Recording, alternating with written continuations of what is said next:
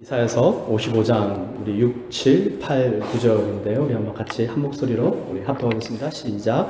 너희는 여호와를 만날 만한 때에 찾으라. 가까이 계실 때에 그를 부르라. 악인은 그의 길을, 불의한 자는 그의 생각을 버리고 여호와께로 돌아오라. 그리하면 그가 긍휼히 여기시리라. 우리 하나님께로 돌아오라. 그가 너그럽게 용서하시리라. 이는 내 생각이 너희의 생각과 다르며 내 길은 너희의 길과 다름이니라.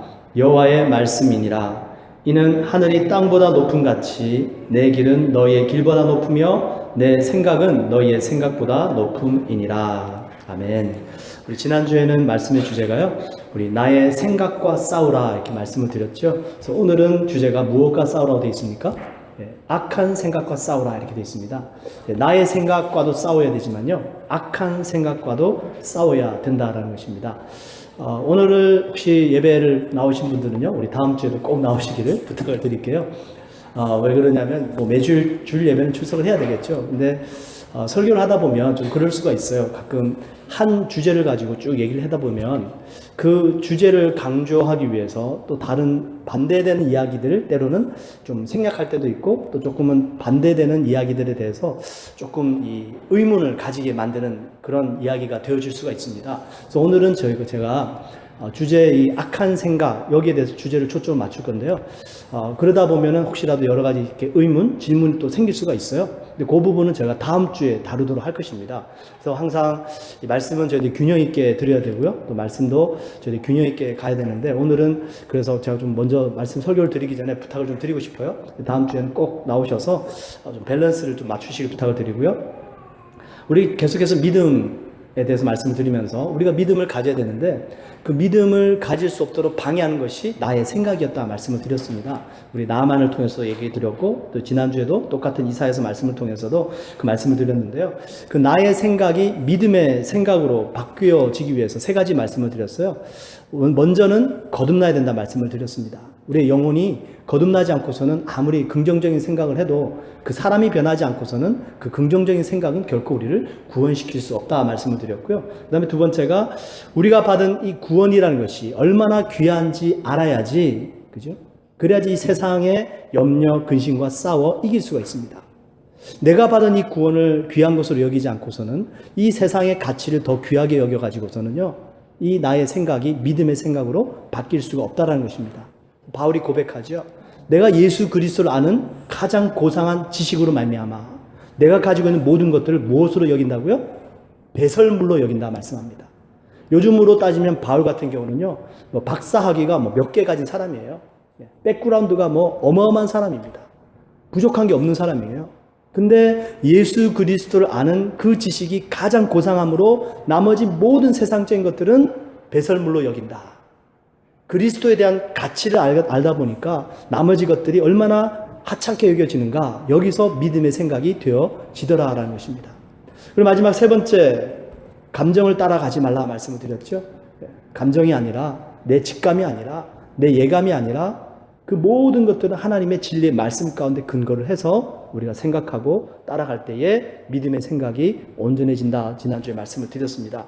그래서 오늘은 이 악한 생각인데요, 여기 우리가 8절, 9절은 참 유명한 말씀이라 대부분 많이들 한 번씩은 들어보셨을 거예요.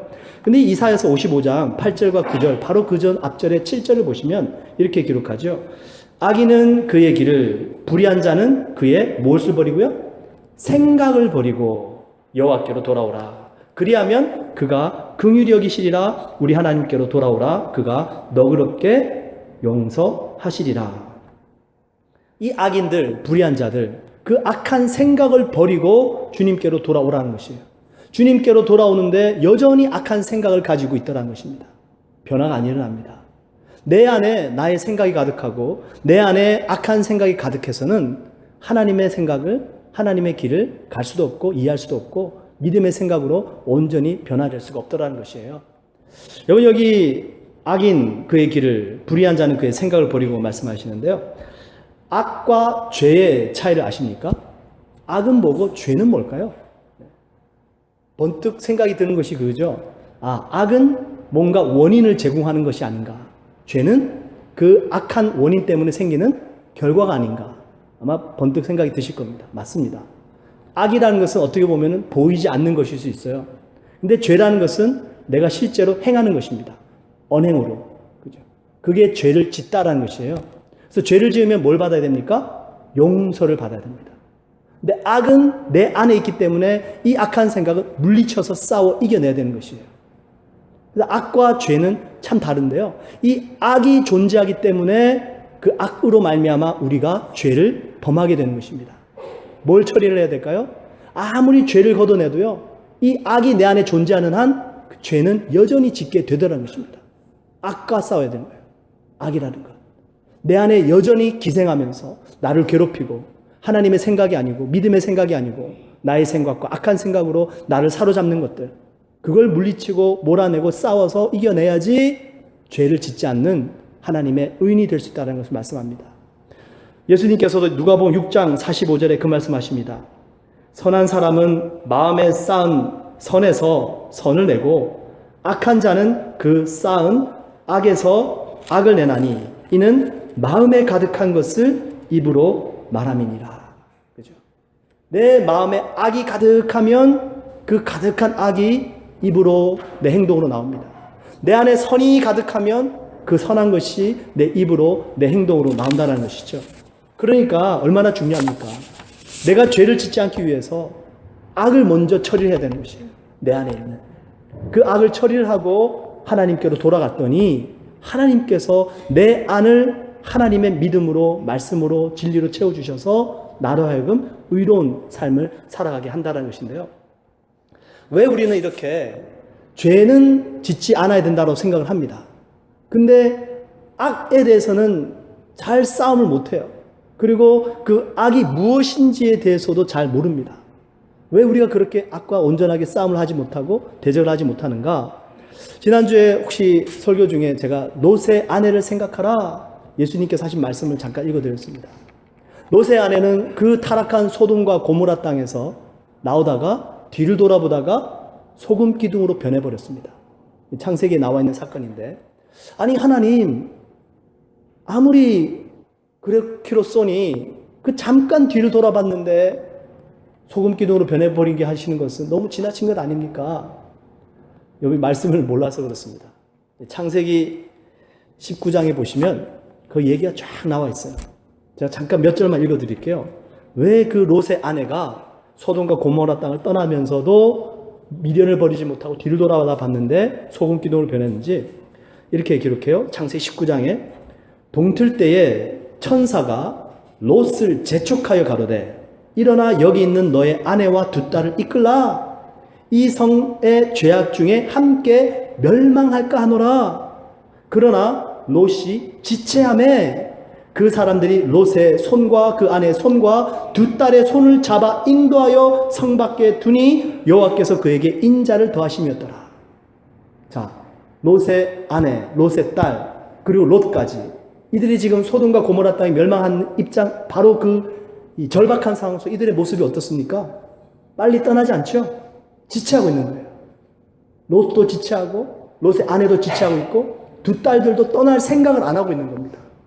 그 하나님의 천사들이 그들의 손을 잡고 이끌고 간 거예요. 그리고 겨우 비로소 성 밖으로 놔둔 거예요. 억지로 어떻게 보면. 그래서 창세기 19장 16절에 여호와께서 그에게 인자를 더하셨다. 이런 은혜가 어디 있습니까? 소돔과 고모라가 멸망할 거다. 떠나라. 너무 떠나기 싫은 거예요. 안 떠나고 자리에 앉아 있으니까 하나님이 강제로 천사들과 그들의 손을 잡아서 성 밖으로 인도했습니다. 그렇게 둔 거예요. 그 다음 절 보실래요? 17절에 그 사람들이 그들을 밖으로 이끌어낸 후에 이르되 도망하여 생명을 보존하라. 돌아보거나 들에 머물거나 하지 말고 산으로 도망하여 멸망함을 면하라. 경고했어요. 근데 롯이 그 성 밖에 나와가지고요, 도망갈 산을 이렇게 쳐다봤습니다. 근데 산이 너무 멀리 있는 거예요. 그래서 이 롯이 하나님께 기도합니다. 주님, 제가 저기까지 도망가려고 하니 너무 힘이 없고 지금 불안하고 두렵습니다. 제 눈에 지금 바로 앞에 보이는 소알이라는 도시가 보이네요. 저곳까지만 도망가면 안 될까요? 원래 어쩌면 하나님의 계획은 소돔과 고모라 그 소알이라는 동네까지 완전히 쓸어버릴 계획이셨는지도 모르겠습니다. 근데 이 롯의 기도 때문에 그래? 좋다. 그럼 소알까지 빨리 도망가라. 그러면 내가 너희는 구해주겠다. 하나님이 그 긴박한 상황 속에서도 롯의 기도를 들어주십니다. 그래서 롯이 가족과 함께 소알, 산 동네 끝까지도 아니고 그 멀까지도 아니고 바로 눈앞에 보여지는 소알까지 도망가는데 이제 임박하게 막 심판이 임했습니다. 근데 그때 롯의 아내가 뭐랍니까? 뒤를 돌아다보는 거예요. 그 성경 구절을 어떤 분은 이렇게 해석하세요. 롯의 아내가 뒤에 서서 뒤를 돌아다보더라. 무슨 뜻이냐면 빨리 도망가서 앞장서서 도망가야 되는데 도망가면서도 이 걸음을 못 드는 겁니다. 지체한 거예요. 결국에는 뒤로 돌아다보다가 소금 기둥으로 변해버린 사건이 나타난 거죠. 여기 롯의 아내를 가만히 생각해 보세요. 그 소돔과 땅에 대한 미련이 얼마나 컸으면 하나님의 심판이 임박했음에도 불구하고 그 자리를 떠나지 않으려고 할까요? 여러분, 여기 오늘 본 말씀에 악인은, 불의한 자는 그 악을 버리라 얘기합니다. 여러분, 우리가 왜 그 악을 버리지 못하고 왜 그 불의를 버리지 못할까요? 그게 악한 건 줄 알아요. 불의한 건 줄 압니다. 근데 내게 필요한 거예요. 너무 가치 있어 보이는 거예요. 못 버리는 겁니다. 미련이 남는 거예요. 아쉬운 겁니다. 여러분, 아무리 좋은 것이라도요, 내게 필요가 없고 정말로 내가 쓸데없다고 생각하면 쉽게 버릴 수 있습니다. 근데 아무리 악한 것이라도 그게 좋아 보이잖아요. 정말 버리기 힘든 거예요. 그게 지금 롯의 아내를 말씀하고 있는 겁니다. 악을 버리라. 불의한 자여, 불의를 버려라. 너의 그 악한 생각들을 버리라. 그리고 여호와께로 돌아오라. 그걸 버리지 않고 주님께로 돌아올 수 없다는 겁니다. 아니 주님, 우리가 이 타락하고 악한 이 세상을 살아가는데 어떻게 저희들이 악을 버리고 주님께로 돌아올 수 있습니까? 그래도 조금 이 세상 속에 살아가면서 악을 좋아하는 것은 아니지만 이 세상이 어쩔 수 없잖아요, 주님. 차라리 악을 떠나라는 말씀보다 세상을 떠나는 게 쉽겠습니다. 주님의 뜻은 악을 떠나라는 것이지 세상을 떠나라는 뜻이 아닙니다. 예수님께서 십자가 돌아가시 전에 제자들 위해서 분명히 말씀하시고 기도하십니다. 하나님, 내가 비옵는 것은 그들을 세상에서 데려가시기를 위함이 아니요 다만 악에 빠지지 않기를 그리고 보존하시기를 원함이니이다. 우리 주님의 뜻은 이 세상이 악하고 타락되었다고 해서 그냥 이 세상 떠나버릴래요? 이 보기 싫은 거 다 떠나버리고 그냥 하나님 나라 갈래요? 그게 아니라는 것입니다. 세상을 떠나지 말고 주님께서는 이 세상, 악한 세상이지만 우리를 세상에 두셔서 하실 일이 있다는 겁니다. 그리고 이 세상을 통해서, 우리를 통해서 이 세상을 밝히기를 원하시는데 우리 하나님을 믿는 사람들이 악을 떠나지 않고 그냥 세상을 다 떠나버리면 안 된다는 것입니다. 그래서 예수님께서 기도하시는 것은 이들을 세상에 보냅니다. 그러나 주님, 이들을 악에서 보존하여 주세요. 이들을 지켜주세요. 이것이 예수님의 기도고 지금도 우리를 위해서 중보하시는 줄 믿습니다. 우리는 그런 거예요. 그렇구나. 내 삶 속에 일어나는 죄를 다루기 전에 먼저 내 안에 있는 이 악을 다뤄야 되는구나. 이 악을 어떻게 다룰 수 있을까요? 오늘 하고 다음 주 2가지 말씀을 드릴 텐데 오늘 한 가지만 말씀드리겠습니다. 그 악을, 내 안에 있는 악한 생각, 그 악한 마음, 이것을 온전히 물리치고 싸워 이기기 위해서요, 우리가 붙잡아야 될 게 뭐냐면 절대 진리를 붙잡아야 됩니다. 그냥 진리가 아니고요, 절대 진리입니다. 다음 주에는 제가 다른 걸 말씀을 드릴게요. 균형을 위해서 치우치지 말라라는 말씀을 드릴 텐데 오늘은 절대 진리를 붙잡아야지 이 악한 생각과 싸울 수 있다는 것입니다. 여러분, 저희들이 보통 악한 생각하면 남을 해하고 남을 욕하고 남을 죽이고 이런 것만 악한 생각으로 생각할 수 있습니다. 근데 그 정도도 당연히 악이죠. 그거는 남을 미워하는 마음, 남을 시기하는 마음, 그죠? 세상을 사랑하는 마음, 이건 다 악한 거죠. 근데 그런 것만 악한 게 아니고요, 정말 그 악의 뿌리가 되는 것은 뭐냐면 절대 진리를 부정하는 마음, 절대 진리를 부정하는 생각, 상대적 진리, 나에게 옳은 거지만 너에게는 잘못될 수가 있어. 너에게 옳지만 나에게는 그것이 아닐 수가 있어. 이 상대적 진리를 가지고 세상을 살아가는 것, 이게 뭐냐면 지금 우리 안에 있는 악한 생각이라는 것입니다. 여러분, 솔로몬에게 후궁이 몇 명 있었는지 아십니까? 총 1000명 있었습니다. 후궁이 700명이고요. 첩이 300명입니다. 1000명입니다. 솔로몬이 왜 이렇게 많은 아내들을 거느렸을까요? 여자들을 사랑해서요? 물론 그럴 수 있습니다. 근데 여기 이것은 참 정치적인 겁니다. 솔로몬 때는 전쟁이 없었습니다. 다윗 때는 전쟁을 참 많이 치렀어요. 근데 다윗의 아들 솔로몬 때는요, 태평 성대가 이루어졌습니다. 이 솔로몬은 전쟁 한번 하지 않았습니다. 근데 태평 성대가 주어졌어요. 왜 그럴까요? 다 뭘 한 겁니까? 주변 국가들하고 정략 결혼을 한 겁니다. 여러분, 우리나라도 마찬가지지만 이 세계 역사를 가만히 읽어보시면 그 나라 한 나라와 또 다른 나라가 전쟁을 안 치르고 서로 동맹 국가가 되기 위해서 하는 일이 있습니다. 그게 뭘까요? 왕자와 공주를 결혼시키는 겁니다. 결혼을 통해서 동맹하는 거예요. 솔로몬이 그 짓을 했습니다. 후궁이 700명입니다. 첩이 300명입니다.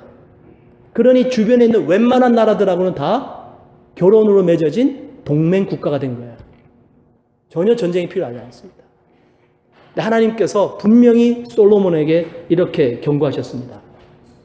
열왕기상 11장에 보시면 여호와께서 일찍이 이 여러 백성에 대하여 이스라엘 자손에게 말씀하시기를 너희는 그들과 서로 통혼하지 말며 그들도 너희와 서로 통혼하게 하지 말라. 그들이 반드시 너희의 마음을 돌려 그들의 신들을 따르게 하리라 하셨으나 솔로몬이 그들을 사랑하였더라. 하나님 말씀하셨어요. 근데 솔로몬이 듣지 않은 겁니다.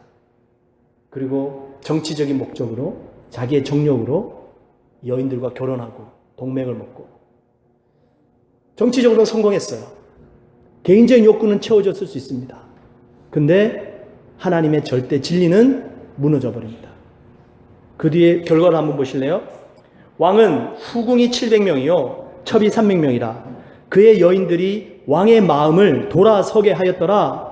솔로몬의 나이가 많을 때에 그의 여인들이 그의 마음을 돌려 다른 신들을 따르게 하였으므로 왕의 마음이 그의 아버지 다윗의 마음과 같지 아니하여 그의 하나님 여호와 앞에 온전하지 못하였으니 이는 시돈 사람의 여신 아스다롯을 따르고 암몬 사람의 가증한 밀곰을 따름이니라.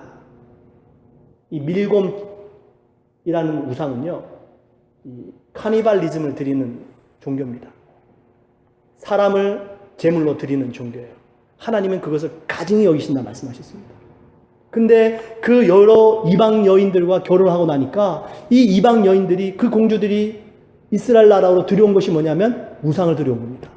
그리고 솔로몬이 나중에 나이가 너무 많이 드니까 그 여인들에게 이길 수가 없는 거예요. 우리 남자분들은 나이가 들면 여성 호르몬이 많아지잖아요. 그죠? 그 점점 더 약해집니다. 어쩔 수가 없어요. 이 솔로몬이 후년에 자기 아버지 다윗 것처럼 하나님을 열심히 섬기지 못하고 결국에는 그 히브리서 읽어보십시오. 믿음의 선열들의 반열에 솔로몬은 빠져 있습니다. 사울도 빠져 있어요. 얼마나 안타깝습니까? 이게 지금 솔로몬이 하나님께서 분명히 절대 진리다. 너희는 그 여인들과 통혼하지도 말고 그들이 너희와 통혼하지도 말게 하라. 이걸 절대 진리로 붙잡고 아무리 정치적으로 어려움이 있을지라도 꿋꿋이 지켜나가야 됐는데 이 솔로몬이 그만 타협을 하고 절대 진리를 버려버리고 그 절대 진리를 버리고 난 다음에 그 마음 속에 그리고 그 삶 속에 그리고 그 다음 후대 속에 엄청난 우상들이 공격해서 들어오는 것을 보게 됩니다. 은이 악한 생각은요, 세상과 타협하는 마음, 그리고 하나님 말고 내 마음속에 두 가지 마음을 품는 것, 이게 지금 악한 생각입니다. 남을 해하고 도둑질하고 죽이고 이 세상에 있는 많은 악한 사람들이 하는 것처럼 그게만이 악한 것이 아니고요, 절대 진리, 하나님을 부인하는 것, 그리고 내 마음속에 두 마음을 품는 것, 이게 전부 악한 것에 속한 것입니다. 그게 시작이에요. 그 시작으로부터 내 삶 속에 죄의 열매가 맺혀집니다. 여러분, 성경은 우리들에게 분명히 말씀합니다. 우리가 왜 기도해도 구해도 받지 못하는가? 첫 번째 이유가 뭐죠? 구하지 않기 때문입니다. 기도하지 않으니까 응답 못 받는 거예요. 하나님 아버지께 기도하면 주시는데 기도하지 않는 거예요. 에이, 뭐 하나님 주실까? 기도하지 않는 거예요. 그래서 못 받습니다. 두 번째, 왜 못 받죠? 정욕으로 쓰려고 잘못 구함이라. 주님, 나 좀 축복해 주세요. 나만 좀 자기 개인 이기적인 그 정욕을 못 이겨서 그것만 나 중심으로 살다가 그것 때문에 하나님 앞에 구하면은 하나님께서 우리를 너무 사랑하시니까 그러면 안 돼. 안 주시는 거예요. 두 번째 이유. 마지막 세 번째 이유가 있습니다. 야고보서에 다 기록된 말씀이에요. 마지막 세 번째 이유가 이것입니다. 두 마음을 품어 정함이 없는 자로다. 읽어드릴까요? 야고보서 1장에 6, 7, 8절에 오직 믿음으로 구하고 조금도 의심하지 말라. 의심하는 자는 마치 바람에 밀려 요동하는 바다 물결 같으니 이런 사람은 무엇이든지 주께 얻기를 생각하지 말라. 두 마음을 품어 모든 일에 정함이 없는 자로다.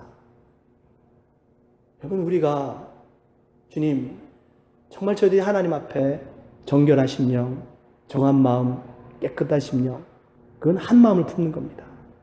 주님의 절대 진리를 붙잡는 것이라는 것이에요. 주님, 이 세상의 진리는 당신 한 분뿐입니다. 당신만이 진리시고 당신만이 길 되시고 당신만이 생명 되십니다. 여러분, 이런 내 안에 절대 믿음에 대한, 절대 진리에 대한 믿음이 없이는 우리 안에는 너무나도 많은 잡생각들이, 세상적인 생각들이 끊임없이 몰려오고 우리의 생각을 공격해 온다는 것입니다. 여러분, 요즘 포스트 모던 시대에 나타나는 증상 중에 하나가 이것입니다. 공공의 진리가 있고 개인적인 진리가 있어요. 그죠? 공공의 진리라고 생각되어지면 그것은 공교육에 포함시킵니다. 그리고 공중도덕이라는 것으로 사람들에게 지키도록 만들어줍니다. 근데 개인적인 진리는 개인의 선택이에요. 캐나다는 이미 흡연이 웬만한 공공장소에서는 다 법으로 금지되었습니다. 공중도덕이에요. 그리고 공중법입니다. 근데 개인이 자기 집에서 담배를 피든 안 피든 그거는 여전히 개인의 소관이에요. 여러분, 이러다 보니까 이 진리라는 것도 그런 식으로 사람들이 생각합니다. 어떤 진리는 모든 사람에게 해당되는 진리도 있고 어떤 진리는 어떤 특정 개인에게 해당되는 진리가 있을 수 있습니다. 그렇게 생각하는 거예요. 여러분, 예수 그리스도, 그분은 절대 진리이십니다. 믿으십니까? 그분 이외에는 어떤 구원의 길도 없습니다. 그분만이 길이고 진리고 생명입니다. 그리고 여기 이 성경 있죠? 그럼 이 성경은 어떨까요? 하나님 말씀은 어떻습니까? 이 하나님 말씀이 절대 진리 맞나요? 아니면 2000년 전에 쓰여졌고 이스라엘 백성들의 역사니까 우리들과는 상관없는 책인가요? 아니면 어떤 것들은 나에게 해당되는 것이고 어떤 것들은 나에게 해당 안 되는 것인가요? 여러분, 이 성경의 진리도 절대 진리에 속합니다. 그걸 우리는 버려버려서는 안 된다는 것이에요. 행하는 것은 그 다음 문제입니다. 제가 오늘 여러분들에게 절대 진리를 행하라라고 말씀을 드리는 것이 아니고요. 절대 진리가 있다. 그리고 그 절대 진리를 품으려고 싸우세요. 지금 그 말씀을 드리는 겁니다. 내가 절대 진리를 행하려고 하다가 못하는 것, 주님 아세요? 나중에 곧 결론 보고 나서 말씀드릴 겁니다. 그거 말고 우선은 그 절대 진리를 행하기 전에 우선은 절대 진리를 인정은 해야죠. 예수님만이 길이십니다.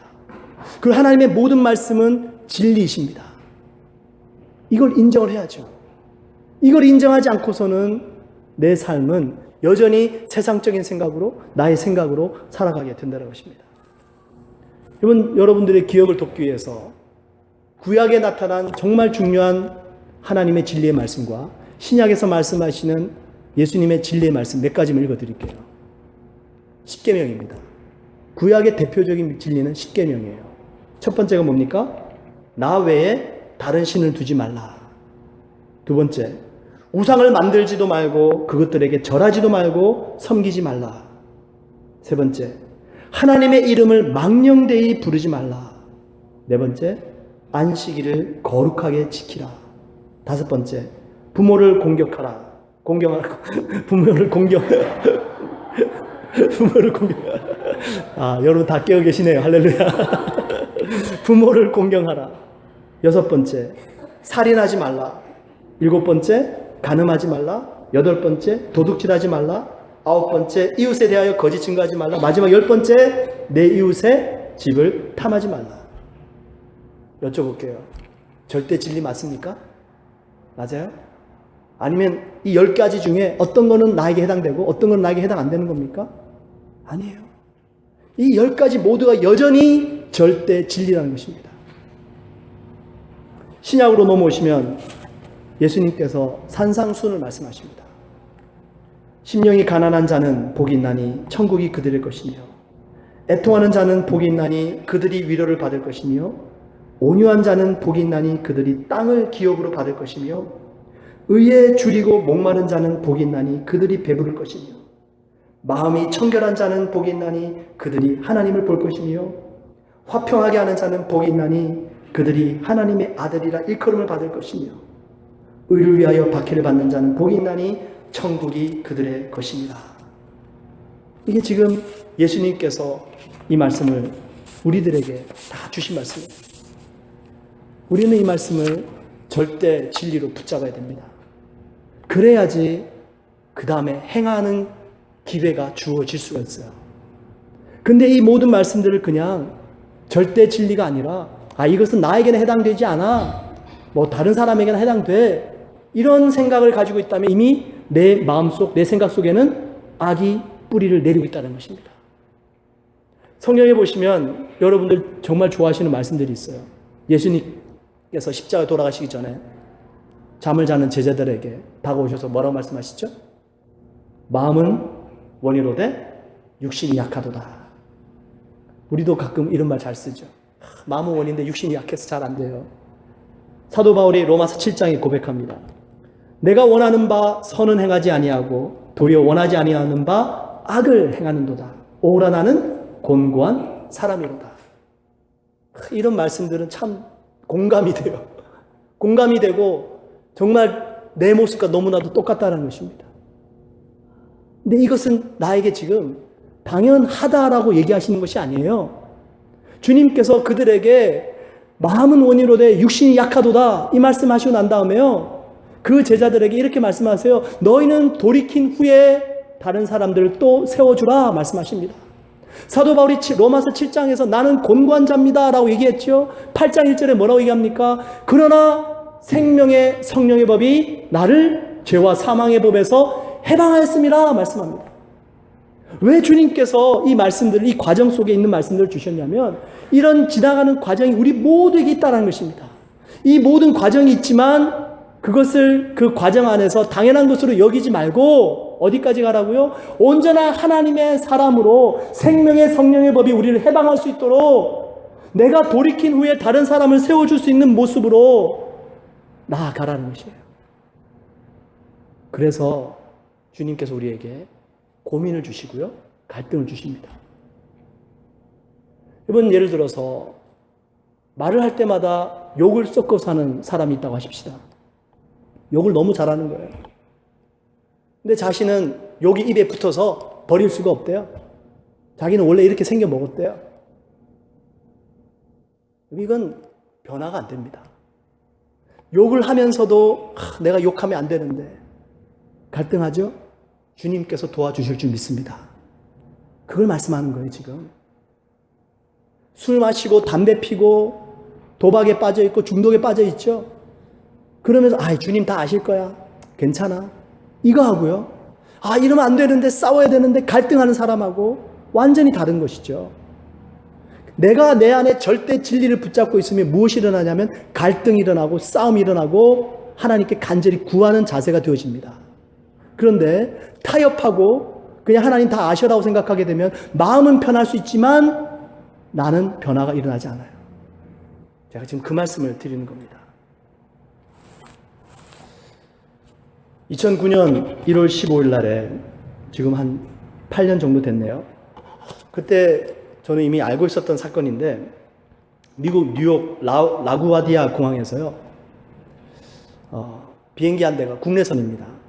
이륙한 지 2분 만에 샛대들과 충돌해가지고요. 양쪽 날개 엔진이 다 고장이 나게 됩니다.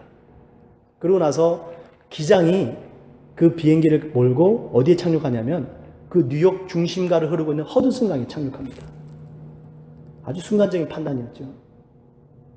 더 이상 목적지까지 갈 수도 없었고, 그리고 2분밖에 지나진 않았지만 다시 라구아디아 공항으로 돌아오기도 너무 거리가 멀었습니다. 자칫 잘못하다가는 이 뉴욕 도심에 추락할 수가 있었기 때문에 더 많은 사상자가 생길 것 같아서 이 기장이 그 순간적으로 판단한 것이 허드슨강에 착륙합니다. 승객이 155명이 있었습니다. 한 명도 죽지 않고 전원 구조됐습니다. 그래서 그때 사람들은 뉴스 기사 이렇게 썼습니다. 허드슨강의 기적. 혹시 들어보신 분이 있는지 모르겠는데 허드슨강의 기적이었어요. 근데 이게 지금 작년 연말인가 영화가 만들어졌더라고요. 썰리라는 영화입니다. 그 기장 이름이 썰리예요. 저는 그래서 참 그 기장이 그 당시 때는 영웅이었죠. 엄청난 42년 경험을 가지고 155명의 승객을 정말 극적으로 구출해낸, 그걸로 다 끝난 줄 알았는데 그 영화가 이렇게 나와가지고 보니까 그 뒤에 이분이 참 많은 어려움을 겪었더라고요. 미국 교통부에서 조사에 들어갔습니다. 과연 이 기장이 그 순간에 선택한 것이 정말 잘한 선택인가? 허드슨강에 착륙했고, 그리고 왜 라구아디아 공항으로 못 돌아왔는가? 뜬 지 2분밖에 안 됐는데 이 교통부에서 모든 것들을 정확하게 다 조사하기 시작합니다. 그리고 컴퓨터로 시뮬레이션을 벌였어요. 똑같은 상황을 만들어 놓고 이제 컴퓨터 시뮬레이션 하는 겁니다. 샛대들의 공격을 받아가지고, 그리고 이 비행기가 샛대들 공격받자마자 회항을 하는 거예요. 그리고 라구아디아 공항으로 회항을 해서 했더니 시뮬레이션상, 컴퓨터상으로 어떻게 되냐면 정확하게 공항에 안전하게 도착했다는 것입니다. 이제 이 청문회가 시작된 겁니다. 기장과 부기장 불러놓고, 그리고 교통부 사람들하고 기자들 앉혀놓고 청문회가 시작됐어요. 그리고 컴퓨터 시뮬레이션에 대해서 얘기를 쭉 합니다. 컴퓨터상으로는 전혀 문제가 없었는데 당신들이 정말로 절차를 따랐습니까? 왜 굳이 그렇게 위험한 선택을 했습니까? 아주 긴 시간 동안 힘든 시간을 보냅니다. 그때 이 썰리가 그 청문회에서 그렇게 얘기해요. 당신들이 그 컴퓨터 시뮬레이션 하는데 샛대들의 공격을 받고 얼마 만에 회항할 것을 결정했습니까? 물어보니까 컴퓨터는 바로 회항한 거예요. 왜? 그게 프로그램화 되어 있으니까. 샛대들에게 공격받자마자 회항하자. 그리고 회항하니까 당연히 라구아디아 공항으로 잘 무사히 착륙했던 겁니다. 그때 이 기장이 이렇게 얘기합니다. 당신네들은 지금 그 비행기를 운전한 사람이 사람이라는 것을 잊어버렸습니다. 그 다급한 상황 속에서 제가 그렇게 허드슨강에 착륙할 것을 결정한 것은 약 35초가 흐른 후였습니다. 그 과정 35초 동안에 저는 제가 할 수 있는 모든 것들을 절차를 따라서 다 했고, 그리고 35초가 지난 후에 저는 비행기를 돌려서 허드슨강을 향했습니다. 자, 컴퓨터 시뮬레이션을 샛대들의 공격을 받고 바로 회항하지 말고 35초를 더 간 다음에 회항해 보세요. 어떻게 됐을까요? 비행기가 공항에 제대로 착륙하지 못하게 됩니다. 여기서 저는 그 영화를 보면서 교통부는 율법이에요.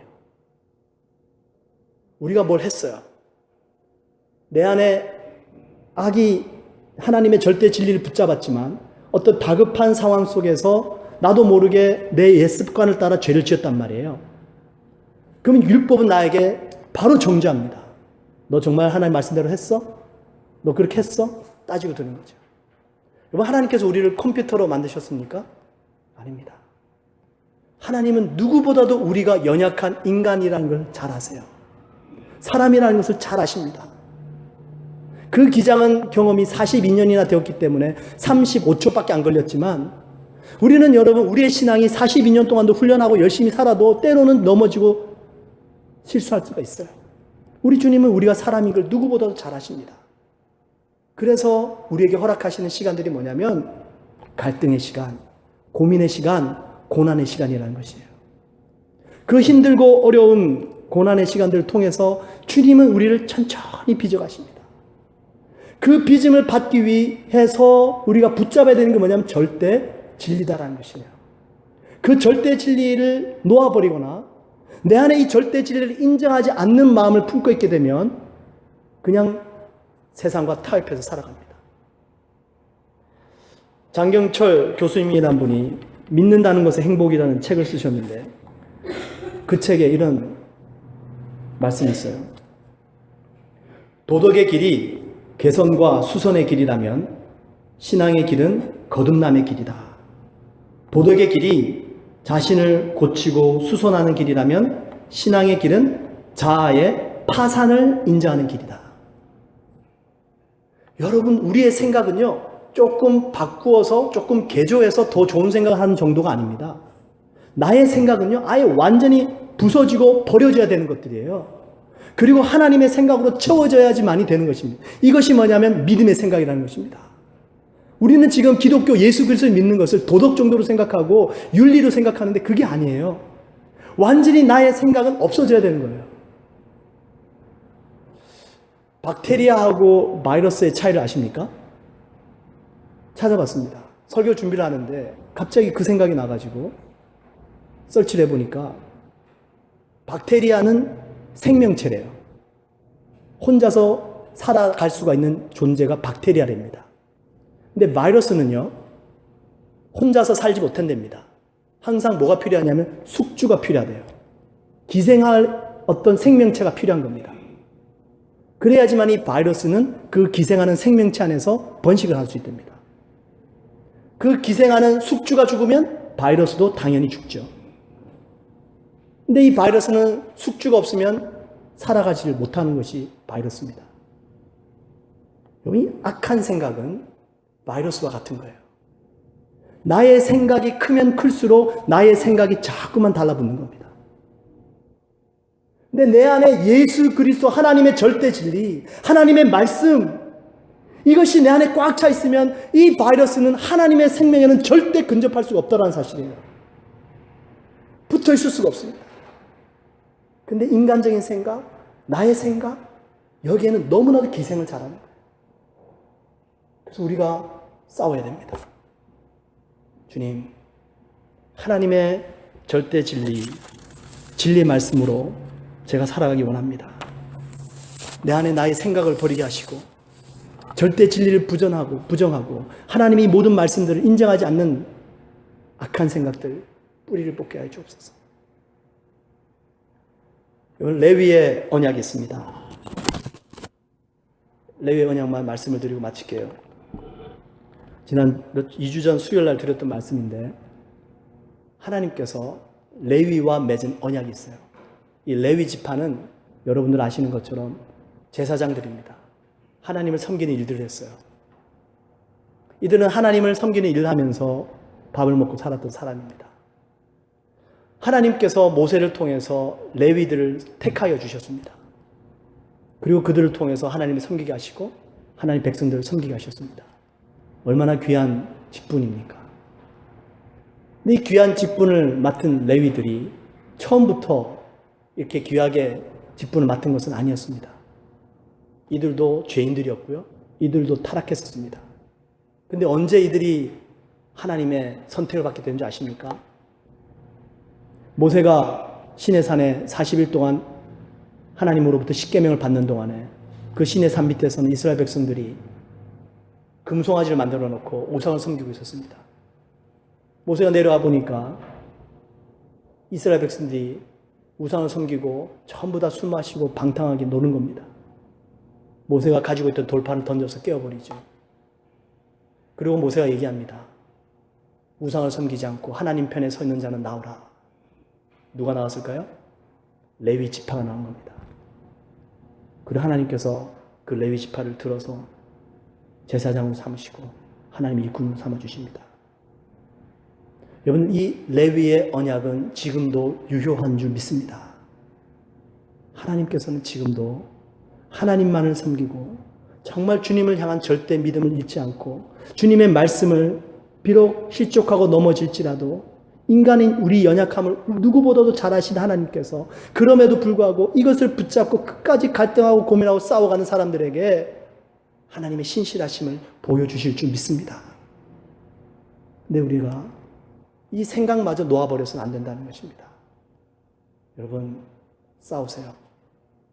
나의 생각과 싸우시고 악한 생각이 몰려올 때마다 주님의 절대 진리로 싸워가시고 하나님의 생명의 말씀을 붙잡으셔서 어떤 바이러스도 내 생명 속에 기생하지 못하도록, 정말 그래서 주님 주시는 이 신실한 언약이, 주님 주신 귀한 축복이 우리의 축복이 되기를. 여기 오늘 마지막 7절에서 기록하죠. 악인은 그의 길을, 불의한 자는 그의 생각을 버리고 여호와께로 돌아오라. 그리하면 그가 긍휼히 여기시리라. 우리 하나님께로 돌아오라. 그가 너그럽게 용서하시리라. 주님께서 우리를 회복시켜 주실 줄 믿습니다. 모든 악한 것들, 주님 절대 진리를 부정하는 것들, 세상적인 것들, 제가 싸우겠습니다. 주의 말씀을 붙잡겠습니다. 주님의 귀한 회복이 있는 한 주간 되시길 주님의 이름으로 축원드립니다. 우리 같이 한번 시간 기도하겠습니다.